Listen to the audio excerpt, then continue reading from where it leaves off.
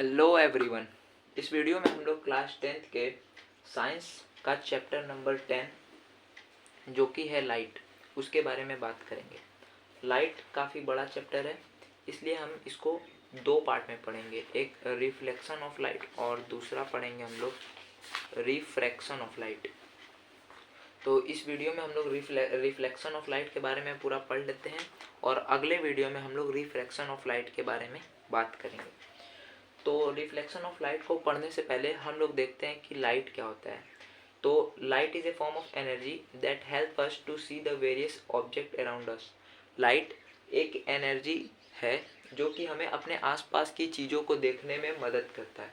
अब इसका एक बेस्ट एग्जांपल ये है कि अगर आप किसी रूम में बैठे हैं और उस रूम के लाइट का स्विच ऑन है तो आपको सारी चीज़ें दिख रही हैं, जैसे आपका टीवी का रिमोट कहाँ है, आपकी चेयर्स कहाँ है, एप्पल है कि नहीं, ये सारी चीज़ें आपको दिख रही हैं। लेकिन अगर आप लाइट का स्विच ऑफ कर देते हैं तो आपको चीज़ें दिखना बंद हो जाती हैं। इसका मतलब ये हुआ कि लाइट की वजह से आपको चीज़ें दिख रही थी और लाइट अगर बंद हो गई तो आपको चीज़ें दिखना भी बंद हो गई। आगे पढ़ते हैं। Light is an electromagnetic wave. अब इलेक्ट्रोमैग्नेटिक वेव क्या होता है? इलेक्ट्रोमैग्नेटिक वेव एक ऐसा वेव है जो कि जिसको ट्रैवल करने के लिए किसी भी मीडियम की ज़रूरत नहीं पड़ती है। मीडियम मतलब सॉलिड, लिक्विड या गैस की ज़रूरत नहीं पड़ती है। जो बिना किसी मीडियम के भी ट्रैवल कर सके, उस वेव को हम लोग इलेक्ट्रोमैग्नेटिक वेव बोलते हैं। तो लाइट क्या है? इलेक्ट्रोमैग्नेटिक वेव है। इसको कोई मीडियम की ज़रूरत नहीं पड़ती है ट्रैवल करने के लिए। Because it can also travel in vacuum. ये वैक्यूम में भी चल सकता है और वैक्यूम में कोई मीडियम नहीं होता है। It does not require medium to travel. Example, इसका बेस्ट एग्जाम्पल ये है कि light coming from sun to earth. Sun से अर्थ तक लाइट आता है और सन से अर्थ के बीच में पड़ता है स्पेस, और स्पेस में हम लोग जानते हैं कि कोई मीडियम नहीं होता है, स्पेस में सिर्फ वैक्यूम होता है। अब light is made up of 7 colour known as VIBGYOR. अब ये विबग्योर का मतलब क्या है? वी का मतलब है वॉयलेट, आई का मतलब है इंडिगो, बी का मतलब है ब्लू, जी का मतलब ग्रीन, वाई का मतलब येलो, ओ का मतलब ऑरेंज एंड आर का मतलब रेड। विबग्योर, इन लाइट जो होता है ये 7 कलर से मिलकर ही बना होता है। Violet, indigo, blue, green, yellow, orange, red, जिसका शॉर्ट फॉर्म हम लोग विबग्योर बोलते हैं। अब वेवलेंथ ऑफ वॉयलेट होता है 4000 एमस्ट्रॉन्ग। एमस्ट्रॉन्ग क्या होता है? तो 1 एमस्ट्रॉन्ग बराबर होता है 10⁻⁻10 मीटर एंड 1 नैनोमीटर बराबर होता है 10⁻⁻9 मीटर। वेवलेंथ ऑफ रेड होता है 8000 एमस्ट्रॉन्ग, जो कि वेवलेंथ ऑफ वॉयलेट से बड़ा होता है। इससे हमें ये पता चलता है कि जैसे जैसे हम विबग्योर में आगे बढ़ रहे हैं, आगे वाले कलर का जो वेवलेंथ है वो बढ़ रहा है। जैसे वेवलेंथ ऑफ वॉयलेट दिया हुआ है 4000 एमस्ट्रॉन्ग और वेवलेंथ ऑफ रेड दिया हुआ है 8000 एमस्ट्रॉन्ग, यानी यहाँ से बढ़ते बढ़ते ये 8000 तक गया है। तो वही बात लिखा है कि as we move forward in VIBGYOR the wavelength of the adjacent color increases and the frequency of the adjacent color decreases because wavelength is inversely proportional to frequency। Wavelength जो होता है वो फ्रीक्वेंसी के इनवर्सली प्रोपोर्शनल होता है। ये आपने class 9th में जरूर पढ़ा होगा। अब एज्यूप्शन यानी कि ये माना गया है। एज्यूप्शन क्या है? इसको एज्यूम किया गया है। क्या है ये assumption? Light always travel in straight line. Light जो है हमेशा ही स्ट्रेट लाइन में ट्रेवल करेगा। वो सिर्फ स्ट्रेट लाइन में ट्रेवल करता है, वो ऐसे नहीं, जिगजैग नहीं जाता है, सिर्फ स्ट्रेट लाइन में ट्रेवल करता है। ऐसा सिर्फ माना गया, ऐसा सिर्फ एज्यूम किया गया। रे क्या होता है? Path of light is called रे। रे, जिस पाथ से लाइट ट्रेवल कर रहा है उस पाथ को ही हम लोग रे कहते हैं। और बीम क्या होता है? बंडल ऑफ रे इज कॉल्ड बीम। यानी कि बहुत सारा रे मिलकर एक बंडल ऑफ रे बनाता है और उस बंडल ऑफ रे को ही बीम कहते हैं। आगे बढ़ते हैं। यहाँ पे आता है रिफ्लेक्शन ऑफ लाइट। ये कुछ पार्ट था जिसमें हम लोग लाइट के बारे में पढ़ ली। अब अपने टॉपिक पे आते हैं रिफ्लेक्शन ऑफ लाइट पे। रिफ्लेक्शन ऑफ लाइट का मतलब क्या होता है? जब कोई रे ऑफ लाइट किसी सरफेस पे गिरता है और उससे रिफ्लेक्ट होकर सेम मीडियम में जाता है, तब उसे रिफ्लेक्शन ऑफ लाइट कहते हैं। इस फेनोमेना को ही रिफ्लेक्शन ऑफ लाइट कहते हैं। यहाँ पे लिखा हुआ है when rays of light falls on opaque surface. Opaque surface का मतलब क्या होता है? ओपेक सरफेस वो सरफेस होता है जिस सरफेस से लाइट पार न कर पाए और उस सरफेस पे टकराने के बाद लाइट रिफ्लेक्ट करे उस सरफेस को ही हम लोग ओपेक सरफेस के नाम से जानते हैं। तो when rays of light falls on opaque surface then it returns to same medium after reflection. This phenomena of light is called reflection of light. एक रेज ऑफ लाइट आया ओपेक सरफेस पे टकराने के बाद ये सेम मीडियम में वापस चला गया, इस फेनोमेना को ही रिफ्लेक्शन ऑफ लाइट बोलते हैं। और जो रेस ऑफ लाइट पहले आया उस रेज ऑफ लाइट को इंसिडेंट रे बोलेंगे और जो टकराने के बाद गया उसको रिफ्लेक्टेड रे बोलेंगे। और ये जो ओपेक सरफेस है, इस ओपेक सरफेस के परपेंडिकुलर जो एक लाइन होती है उसे हम लोग नॉर्मल के नाम से जानते हैं। यहाँ पे लिखा है angle of incidence, angle between normal and incident ray, यानी कि इंसिडेंट रे और नॉर्मल के बीच का जो एंगल होता है वो एंगल ऑफ इंसिडेंस होता है। एंगल ऑफ रिफ्लेक्शन क्या होता है? Angle between normal and reflected ray is called angle of reflection. Angle normal और रिफ्लेक्टेड रे के बीच का एंगल एंगल ऑफ रिफ्लेक्शन कहलाता है। अब normal always perpendicular to the surface at a point of incidence. A point of incidence मतलब कि जिस point पे रेज ऑफ लाइट गिरा और जिस पॉइंट से रिफ्लेक्ट हुआ उस पॉइंट को ही rays of point of incidence बोलते हैं। इस पॉइंट ऑफ इंसिडेंस से इस सरफेस के परपेंडिकुलर जो लाइन होगा उस लाइन को हम नॉर्मल के नाम से जानते हैं।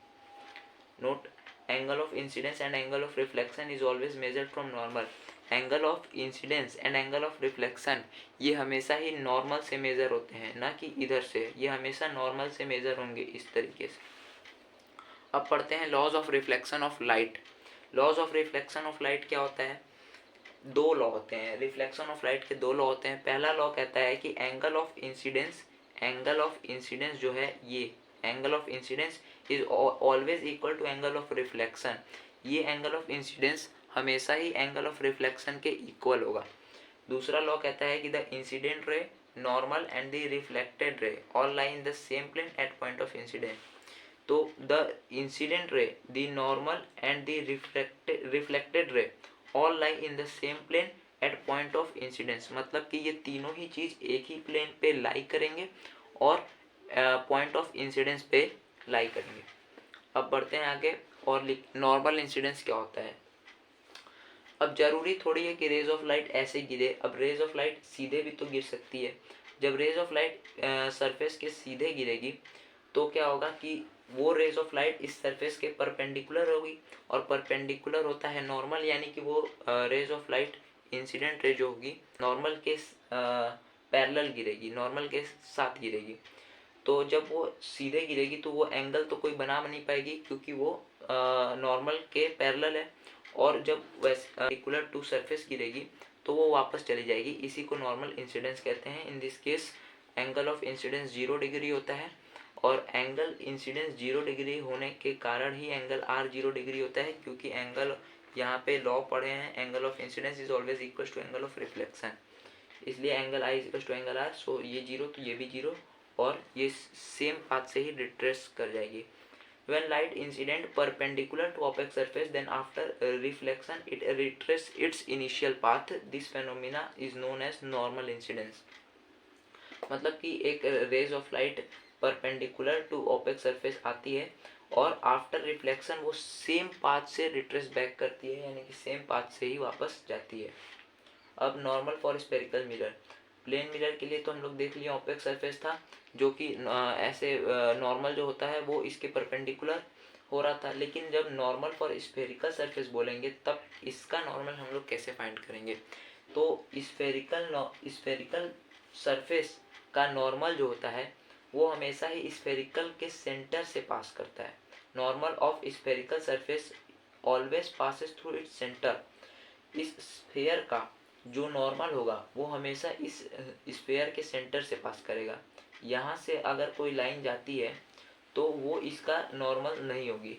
क्यों? क्योंकि वो सेंटर से नहीं जा रही है, इसलिए जो लाइन सेंटर से पास करेगी वही इसकी नॉर्मल होगी।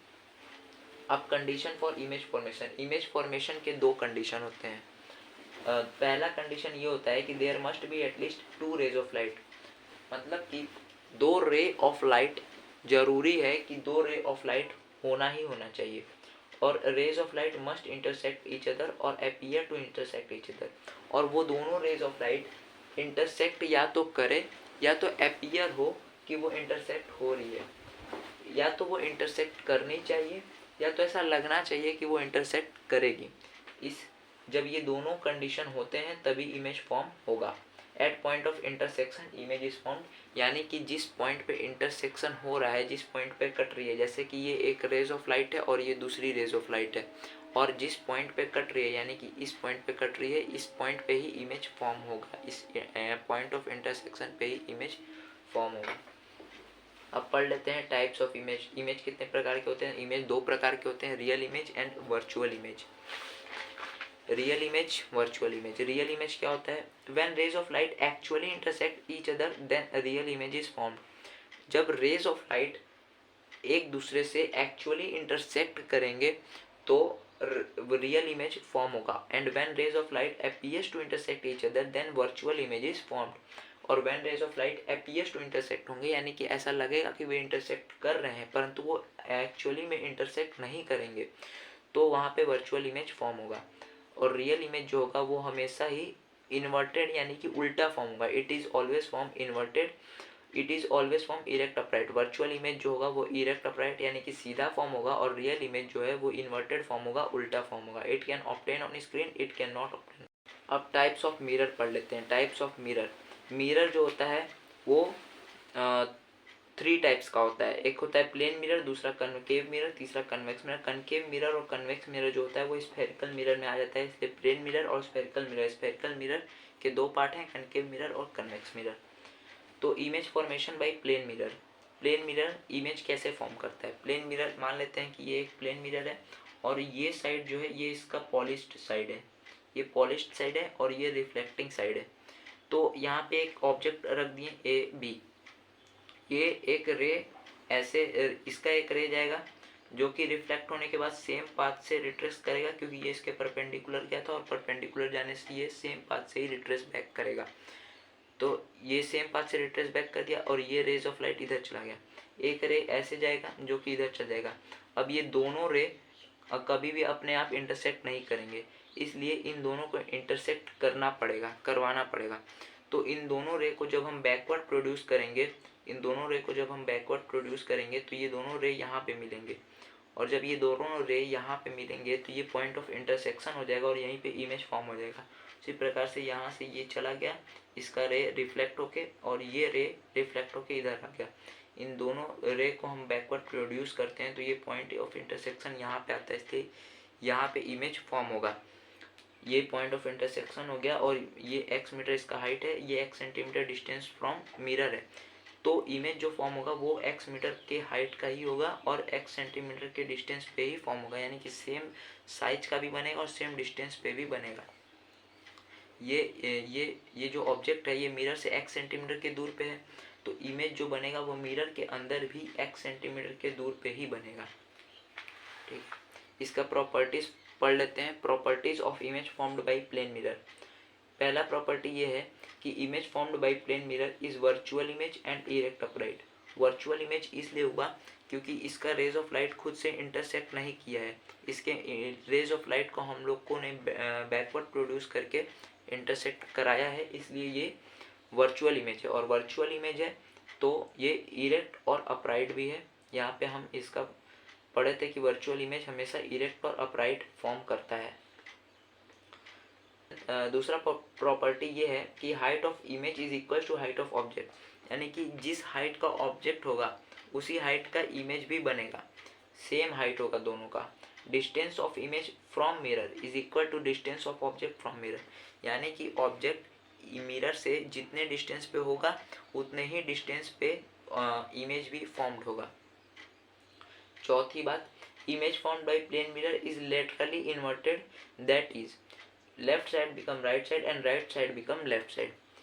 जो इमेज फॉर्म होगा प्लेन मिरर से वो लेटरली इन्वर्टेड होगा। लेटरली इन्वर्टेड का मतलब है कि राइट साइड जो है वो लेफ्ट साइड बन जाएगा मिरर के अंदर। इमेज में जो होगा वो राइट साइड लेफ्ट साइड बन जाएगा और लेफ्ट साइड जो है वो राइट साइड बन जाएगा। स्फेरिकल मिरर, स्फेरिकल मिरर देख लेते हैं। प्लेन मिरर हो गया, अब स्फेरिकल मिरर पे आते हैं। Spherical mirror, the mirror which is made up of spherical glass is called spherical mirror। ऐसा मिरर जो स्फेरिकल ग्लास से बना हो उस मिरर को हम लोग स्फेरिकल मिरर बोलते हैं। There are two types of spherical mirror, पहला है कनकेव मिरर, दूसरा कन्वेक्स मिरर। अभी हम लोग यहाँ पढ़े हैं कि कनकेव मिरर और कन्वेक्स मिरर, स्फेरिकल मिरर दो तरह के होते हैं, concave mirror, convex mirror. Convex mirror, concave mirror को हम लोग कन्वर्जिंग मिरर भी बोलते हैं और कन्वेक्स मिरर को डाइवर्जिंग मिरर भी बोलते हैं। क्यों? कनकेव मिरर वो होता है जिसका पॉलिश्ड साइड जो होता है वो आउटर एरिया होता है और रिफ्लेक्टिंग साइड जो होता है वो इनर ऐसे अंदर की तरफ धंसा हुआ होता है। इसको हम लोग इस तरीके से याद रख लें कि कनकेव, केव मतलब गुफा होता है और ये इसका जो शेप है वो केव की तरह है और इसका जो रिफ्लेक्टिंग पार्ट है वो केव की तरह। ऐसा लगता है कि रेज ऑफ लाइट जो है वो गुफा में जा रहा है। इस तरीके से हम लोग इसको याद कर सकते हैं कि कनकेव मिरर किस तरीके का होगा। और कन्वेक्स मिरर जो होगा वो अंदर से पॉलिश्ड होगा और बाहर से रिफ्लेक्टिंग होगा, अंदर से पॉलिश्ड होगा, बाहर से रिफ्लेक्टिंग सरफेस होगा। इसीलिए इसको डाइवर्जिंग मिरर बोलते हैं, इसको कन्वर्जिंग मिरर बोलते हैं। अब some terms related to spherical mirror. पहला centre of curvature. Centre of curvature क्या होता है? Spherical mirror which is made up of sphere whose centre is known as centre of curvature. यानी कि जो स्फेरिकल मिरर हम लोग जिस स्फेयर से बनाए हैं, मान लेते हैं ये एक स्फेयर है और इस स्फेयर को काट के हम लोग एक मिरर, स्फेरिकल मिरर बनाए हैं, तो उस स्फेयर का जो सेंटर होगा वो इस स्फेरिकल मिरर का सेंटर ऑफ कर्वेचर होगा। सेंटर ऑफ कर्वेचर क्या होगा? स्फेयर का सेंटर होगा, स्फेरिकल मिरर के सेंटर ऑफ कर्वेचर होगा। दूसरा आता है रेडियस ऑफ कर्वेचर।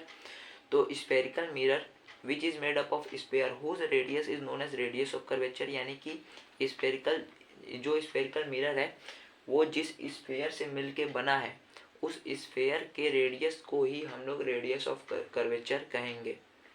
तीसरा पोल। पोल क्या होता है? मिड पॉइंट ऑफ कनकेव और कन्वेक्स मिरर, यानी कि mid point of spherical mirror is known as pole. यानी कि ये मान लेते हैं कि स्फेरिकल मिरर है, इसका जो मिड पॉइंट होगा, ये इसका जो मिड पॉइंट होगा वही होगा पोल। ये जो होगा मिड पॉइंट ये होगा पोल। और ये मान लेते ये कन्वेक्स मिरर है और जैसे ये कनकेव मिरर है तो ये जो मिड पॉइंट होगा ये होगा पोल। ठीक है। चौथी बात प्रिंसिपल एक्सिस। तो प्रिंसिपल एक्सिस क्या होता है? The line joining pole and centre of curvature is known as principal axis. ये जो पोल है और सेंटर ऑफ कर्वेचर यानी कि ये, इन दोनों को ज्वाइन करने वाले लाइन को हम लोग प्रिंसिपल एक्सिस बोलते हैं। Principal axis radius of curvature भी है। कैसे? रेडियस ऑफ कर्वेचर कैसे है? ये सेंटर किसका है? स्फेयर का सेंटर है, स्फेयर का सेंटर है और ये उसका स्फेयर, मान लेते हैं कि ये स्फेयर है और ये उसका सेंटर है, तो यहाँ से यहाँ दूरी क्या होगा? रेडियस ऑफ कर्वेचर होगा। तो और इन दोनों लाइन को इन दोनों पॉइंट को ज्वाइन करने वाले लाइन को भी हम लोग प्रिंसिपल एक्सिस बोलते हैं। इसलिए प्रिंसिपल एक्सिस जो है वो रेडियस ऑफ कर्वेचर के ही तरह है। ऐसा अपर्चर, पांचवी है अपर्चर। अपर्चर क्या होता है? The front part of mirror which decides amount of light entering in mirror is called aperture. मतलब कि एक स्फेयर देखा, एक जो स्फेरिकल मिरर है इस तरीके से, उसका जो फ्रंट पार्ट है वही अपर्चर होता है। उसका जो फ्रंट पार्ट होता है वो अपर्चर होता है, जो कि ये डिसाइड करता है कि कितना अमाउंट ऑफ लाइट उस स्फेरिकल मिरर में जाएगा। अब स्फेरिकल मिरर ऐसे होता है, मान लेते हैं ऐसे स्फेरिकल मिरर है, ये कनकेव मिरर है ऐसे। अब इसका जो ये वाला पार्ट है, ये फ्रंट पार्ट, इस फ्रंट पार्ट को ही हम लोग क्या कहते हैं? इस फ्रंट पार्ट को हम लोग अपर्चर कहते हैं। ये जो फ्रंट पार्ट होता है यही अपर्चर होता है और ऐसे रेज ऑफ लाइट आएगा तो ये डिसाइड करता है कि कितना रेज ऑफ लाइट इस मिरर में जाएगा। अब आते हैं radius of aperture.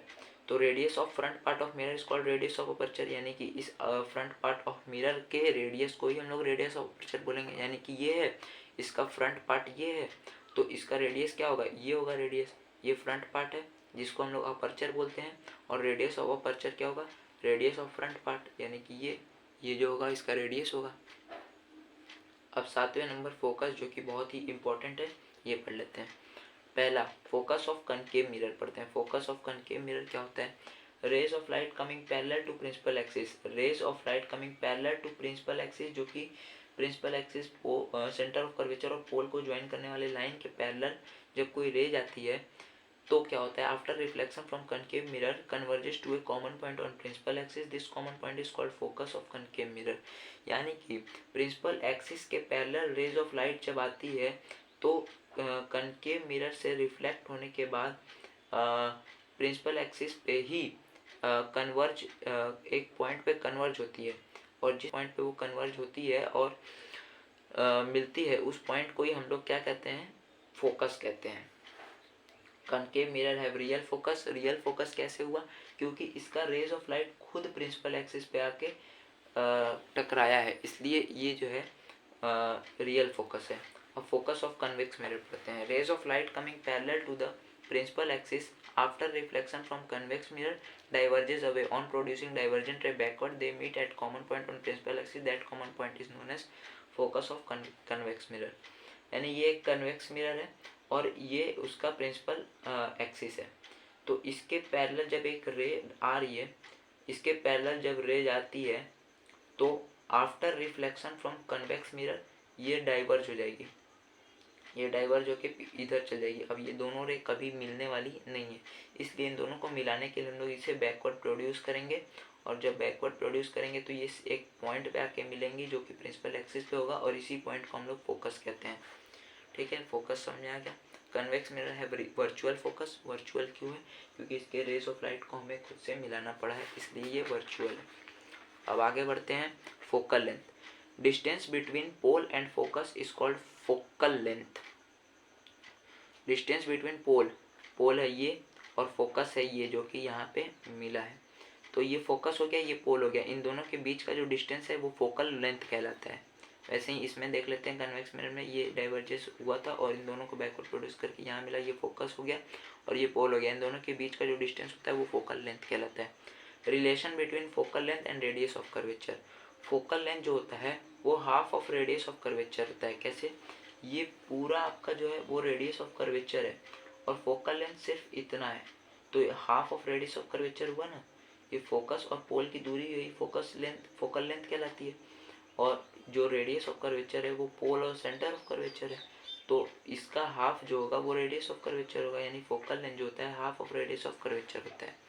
Rules of rays tracing for concave mirror. Concave mirror का रूल है जो कि रेज फॉलो करता है, रेज ऑफ लाइट फॉलो करती है। रूल नंबर 1 क्या कहता है कि if rays of light parallel to principal axis, यदि रेज ऑफ लाइट जो है वो प्रिंसिपल एक्सिस के पैरेलल है, then it will pass through focus after reflection, then after reflection it will pass through focus, ये फोकस से होके जाएगी आफ्टर रिफ्लेक्शन। रूल नंबर 2 कहता है कि if rays of light passes through focus, यानी कि if rays of light focus से होकर ही पास करती है, then after reflection it will become parallel to principal axis. ये जब फोकस से होकर पास करती है तो after reflection from concave mirror it will become parallel to principal axis, यानी ये प्रिंसिपल एक्सिस के पैरेलल हो जाएगी रिफ्लेक्शन के बाद।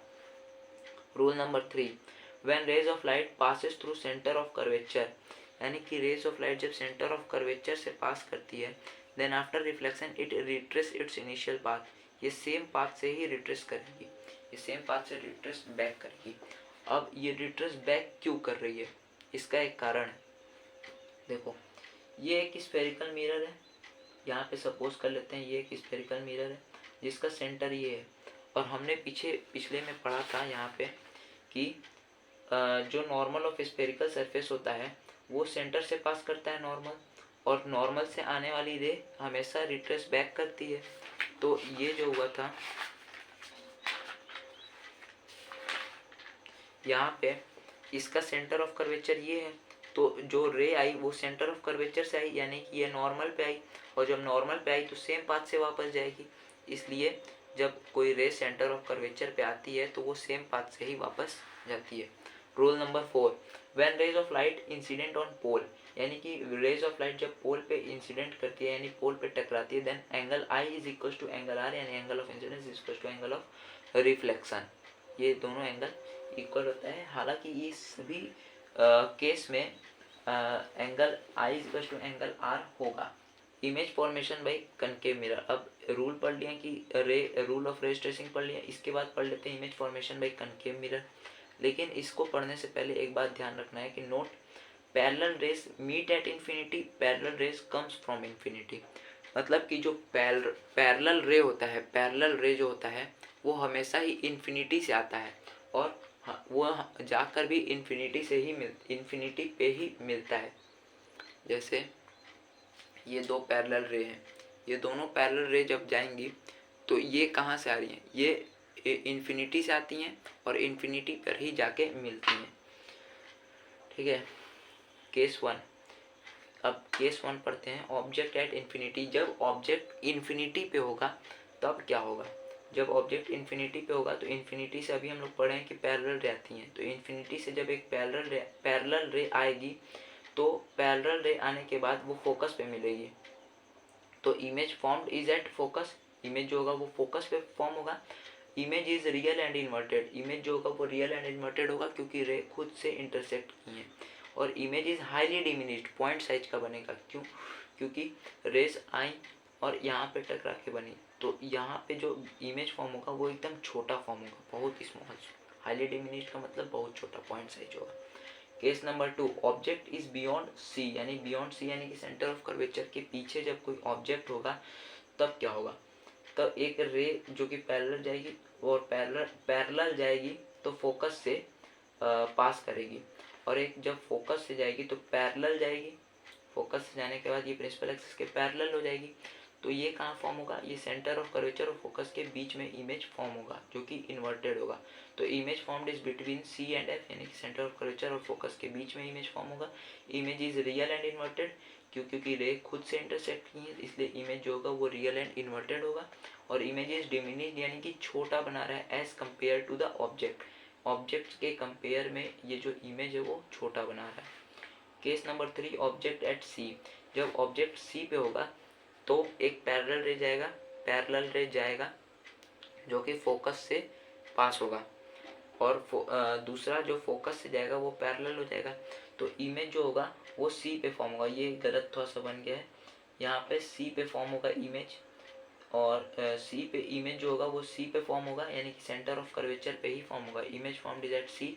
Image is real and inverted क्योंकि रेस खुद से इंटरसेक्ट की हैं, और size of image is same as that of object, और जो इमेज का साइज होगा यानी कि हाइट ऑफ इमेज जो होगा वो हाइट ऑफ ऑब्जेक्ट यानी कि सेम होगा, सेम साइज का बनाएगा image.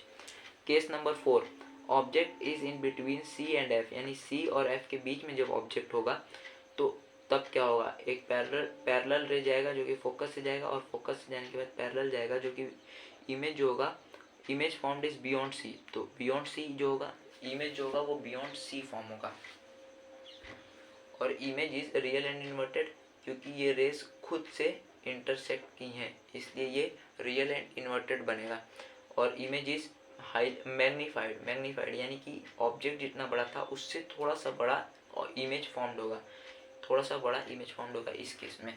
Case number 5, object is at F. जब ऑब्जेक्ट एफ पे होगा तब एक पैरेलल रे जाएगा जो कि फोकस से जाएगा, और एक पोल पे, मान लेते हैं एक पोल पे रे जा रहा है जो कि ऐसे जाएगा, तो ये दोनों रे जो है वो पैरेलल हो गई। अब ये पैरेलल रे कहाँ मिलेंगी, इन्फिनिटी पे मिलेंगी। इन्फिनिटी पे मिलेंगी तो इमेज कहाँ फॉर्म होगा, इन्फिनिटी पे फॉर्म होगा। तो image formed is at infinity. Image is real and inverted, उल्टा फॉर्म होगा क्योंकि ये खुद से वहाँ पे इंटरसेक्ट करेंगी। और इमेज इज हाईली मैग्नीफाइड यानी कि बहुत बड़ा बनेगा as compare to object. Object के कंपैरिजन में जो इमेज होगा वो बहुत बड़ा बनेगा। Case number 6, object is in between F and P. F और पी के बीच में जब ऑब्जेक्ट होगा तो इमेज कहाँ फॉर्म होगा, तो एक पैरेलल रे जो कि फोकस से होके पास होगा, और एक पोल पे गिरेगा जो कि ऐसे जाएगा। ये डाइवर्जेंस रे बन गया जो कि कभी मीट नहीं करेंगे, ये डाइवर्ज ही होते जाएंगे। तो इनको मीट कराने के लिए हम लोग बैकवर्ड रे प्रोड्यूस करेंगे, और बैकवर्ड रे यहाँ पे इंटरसेक्ट कर रही है तो यहीं पे इमेज फॉर्म होगा, और ये सीधा फॉर्म होगा। तो image formed is behind the mirror, mirror के अंदर जो है इमेज फॉर्म होगा। Image is virtual and direct क्योंकि इसकी रे जो है खुद से नहीं मिली है, इसे मिलाना पड़ा है बैकवर्ड प्रोड्यूस करके, इसलिए ये वर्चुअल एंड इरेक्ट है और मैग्नीफाइड बना रहा है यानी कि बड़ा बना रहा है। अब rules of rays tracing for convex mirror. अब कन्वेक्स मिरर की हमें ज़रूरत क्यों पड़ी, कन्वेक्स मिरर की ज़रूरत इसलिए पड़ी क्योंकि ये सारे केस जो हैं, कनकेव मिरर हर तरह का इमेज बना रहा है लेकिन रियल एंड इन्वर्टेड बना रहा है। रियल एंड इन्वर्टेड में हर तरह का बना रहा है। यहाँ पे देखो सबसे छोटा बना रहा है, उससे थोड़ा सा बड़ा बना रहा है यानी कि स्मॉल बना रहा है, सेम साइज का बना रहा है, थोड़ा सा बना बना रहा है और बहुत बड़ा बना रहा है। लेकिन जो सीधा में और वर्चुअल में सिर्फ और सिर्फ थोड़ा सा बड़ा बना रहा है, यानी कि सिर्फ और सिर्फ मैग्नीफाइड बना रहा है। तो हम लोगों को कन्वेक्स मिरर की ज़रूरत इसलिए पड़ी ताकि वर्चुअल इमेज में छोटा इमेज बन पाए, वर्चुअल में छोटा इमेज बन पाए, इसलिए हमें कन्वेक्स मिरर की ज़रूरत पड़ी। तो सबसे पहले इसका रूल्स ऑफ रेस ट्रेसिंग पढ़ लेते हैं। तो rules of rays tracing for convex mirror, पहला रूल नंबर ये कहता है कि if rays of light parallel to the principal axis then after reflection it diverges away on producing divergent backward it will pass through focus. यानी कि rays of light जब convex mirror पे टकराएगी तो ये डाइवर्ज हो जाएगी और इस डाइवर्जेंट रे को जब हम बैकवर्ड प्रोड्यूस करेंगे तो ये फोकस से होकर पास करेगी। रूल नंबर 2 कहता है कि if rays of light directed toward focus then after reflection it will become parallel to the principal axis. यानी कि इफ रेज ऑफ लाइट जो है वो फोकस की तरफ डायरेक्टेड किया जा रहा है, यानी फोकस की तरफ ही जा रहा था, फोकस की तरफ जा रहा है, तो आफ्टर रिफ्लेक्शन ये जो है वो बिकम पैरेलल हो जाएगा, किसके, प्रिंसिपल एक्सिस के, ये पैरेलल हो जाएगा। रूल नंबर 3 कहता है कि if rays of light directed towards centre of curvature then after reflection it retrace its initial path, यानी कि सेंटर ऑफ कर्वेचर की तरफ डायरेक्टेड होगा तो ये सेम पाथ से रिट्रेस बैक कर जाएगा। अब image formation by convex mirror पढ़ लेते हैं। Image formation by convex mirror, case number 1, object at infinity, जब ऑब्जेक्ट इन्फिनिटी पे होगा तब तो क्या होगा, वो पैरेलल रे छोड़ेगा जो कि डाइवर्ज हो जाएंगे और जो डाइवर्जेंट रे को जब हम लोग बैकवर्ड प्रोड्यूस करेंगे तो वो फोकस पे मिलेगी। तो इमेज क्या फॉर्म्ड हुआ, image formed is at focus, ये उसकी प्रॉपर्टी है, किसकी, इमेज फॉर्म्ड जो हुआ है उसकी प्रॉपर्टी है ये। तो image formed is at focus, image is virtual and erect upright, क्यों, क्योंकि इसके रेस को हमें खुद से मिलाना पड़ा है और इमेज इज हाईली डिमिनिश्ड, बहुत छोटा साइज बन रहा है, पॉइंट साइज का इमेज बन रहा है, इसलिए वर्चुअल एंड इरेक्ट में हमें पॉइंट साइज का इमेज मिल गया। Case number 2, object is anywhere except infinity, मतलब इन्फिनिटी को छोड़ के ऑब्जेक्ट यहाँ कहीं भी रख देते हैं तो क्या होगा, एक रे पैरेलल होगी जो कि डाइवर्ज कर जाएगी और एक जो कि सेंटर ऑफ कर्वेचर से रहेगी तो वो सेम पाथ से रिट्रेस बैक करेगी। तो इसको ये दोनों रे कभी एक दूसरे से इंटरसेक्ट नहीं करेंगी, इसलिए इन दोनों को बैकवर्ड प्रोड्यूस करेंगे तो ये फोकस से पास करेगी और ये सेंटर ऑफ कर्वेचर से है तो ये सेंटर ऑफ कर्वेचर, तो ये दोनों रे जो है वो यहाँ पे इंटरसेक्ट कर रही हैं, तो जो पॉइंट ऑफ इंटरसेक्शन पे इमेज फॉर्म्ड होगा तो image formed is between P and F, यानी कि पी और एफ के बीच में इमेज फॉर्म्ड होगा और image is virtual and erect form होगा क्योंकि इसके रेज ऑफ लाइट को खुद से इंटरसेक्ट कराना पड़ा है और इमेज इज डिमिनिश्ड, इमेज इसके साइज, इसके ऑब्जेक्ट के साइज के कंपैरिजन छोटा बनेगा, डिमिनिश्ड बनेगा। अगर हम ऑब्जेक्ट को यहाँ ना रख के कहीं भी रख दें तब भी यही होगा, यहाँ से रेस जाएगा और यहीं पे इंटरसेक्ट होगा, यानी इन्फिनिटी को छोड़ के हम ऑब्जेक्ट इधर उधर कहीं भी रख दें तो यहीं पे इमेज फॉर्म्ड होगा। अब कंक्लूजन क्या निकलता है, कंक्लूजन ये निकलता है पूरे जितना अभी तक हमने पढ़ा उसका कंक्लूजन ये है, मिरर दो प्रकार का होता है, plane mirror, spherical mirror. Plane mirror जो होता है वो वर्चुअल एंड इरेक्ट बनाता है, सेम साइज का बनाता है, सेम डिस्टेंस पे बनाता है और लेटरली इन्वर्टेड बनाता है। स्फेरिकल मिरर दो होते हैं, कनकेव मिरर और convex mirror. Concave mirror real भी बनाता है, इन्वर्टेड भी बनाता है। कनकेव मिरर में रियल में सब तरह का बनाता है, यानी हाईली डिमिनिश्ड भी बनाता है, डिमिनिश्ड भी बनाता है, सेम साइज का भी बनाता है, मैग्नीफाइड भी बनाता है और हाईली मैग्नीफाइड भी बनाता है। और वर्चुअल में सिर्फ और सिर्फ मैग्नीफाइड बनाता है। तो वर्चुअल में मैग्नीफाइड बनाता है इसलिए हमें कन्वेक्स की ज़रूरत पड़ी और कन्वेक्स जो है वो वर्चुअल में हाईली डिमिनिश्ड बनाता है और डिमिनिश्ड साइज का बनाता है।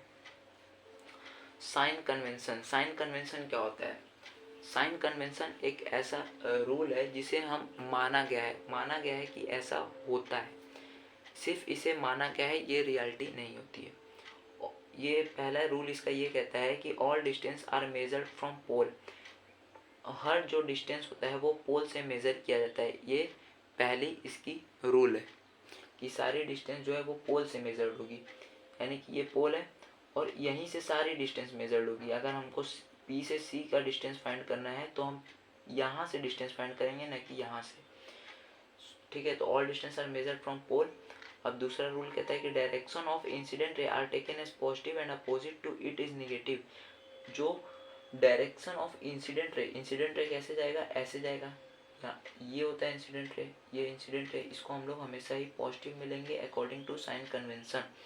बोल रहा है direction of incident ray are taken as positive and opposite to it, यानी कि ये डायरेक्शन जो होगा वो निगेटिव होगा। इस डायरेक्शन को हम पॉजिटिव मानेंगे और इस डायरेक्शन को निगेटिव मानेंगे। Distance measured along incident ray is taken as positive and opposite to it is negative, यानी कि इस तरह इस डिस्टेंस मेजर्ड अलोंग इंसिडेंट रे, यानी इंसिडेंट रे के अलोंग डिस्टेंस जो होगा वो पॉजिटिव होगा और इसके अपोजिट जो होगा वो निगेटिव होगा। हाइट अबव प्रिंसिपल एक्सिस, यानी इस हाइट को हम लोग पॉजिटिव मानेंगे, यानी कि हाइट ऑफ ऑब्जेक्ट जो होगा वो पॉजिटिव होगा। Height above principal axis is taken as positive and below to it, यानी कि बिलो जो होगा जो प्रिंसिपल एक्सिस के नीचे होगा उसको निगेटिव मानेंगे। मिरर फॉर्मूला क्या होता है, मिरर फॉर्मूला होता है 1/f is equal to 1/v plus 1/u, where f is equal to focal length, v is equal to image distance, image distance जो होगा वो v से डिनोट होगा एंड u जो है वो ऑब्जेक्ट डिस्टेंस है।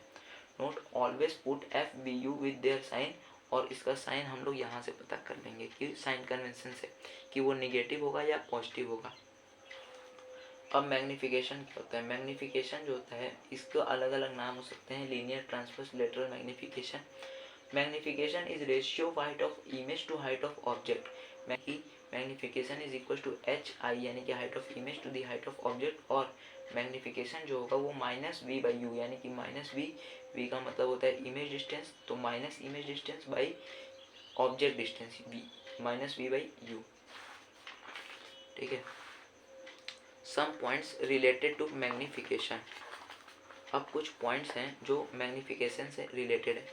यदि मैग्निफिकेशन हमारा 1 से बड़ा आता है, यदि मैग्निफिकेशन हमारा 1 से ग्रेटर आता है, बड़ा आता है, देन क्या होगा, हाइट ऑफ इमेज जो होगा वो बड़ा होगा हाइट ऑफ ऑब्जेक्ट से, और जो इमेज होगा वो मैग्नीफाइड बना रहा है, यानी कि बड़ा बना रहा है। अगर मैग्निफिकेशन 1 के इक्वल आ रहा है, then height of image is equal to height of object, यानी कि दोनों का हाइट सेम होगा और ये दोनों सेम साइज के बनाएंगे।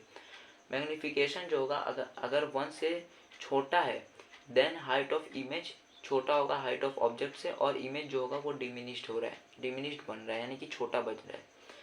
और चौथा, मैग्निफिकेशन जो होगा अगर निगेटिव है, then image is real and inverted, जो इमेज होगा वो रियल एंड इन्वर्टेड होगा, कब, जब मैग्निफिकेशन की वैल्यू निगेटिव में आ रही है।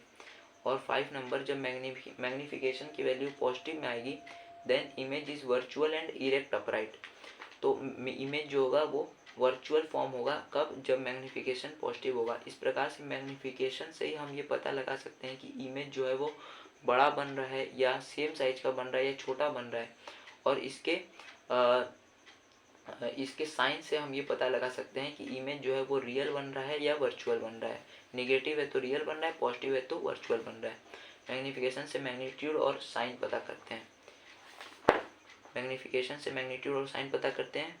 मैग्नीट्यूड से हम मैग्नीफाइड, सेम साइज या डिमिनिश्ड का पता करते हैं कि इन तीनों में से मैग्नीट्यूड का वैल्यू देख के हम लोग मैग्नीफाइड ये पता करते हैं कि इमेज जो है वो मैग्नीफाइड बन रहा है, सेम साइज का बन रहा है या डिमिनिश्ड बन रहा है।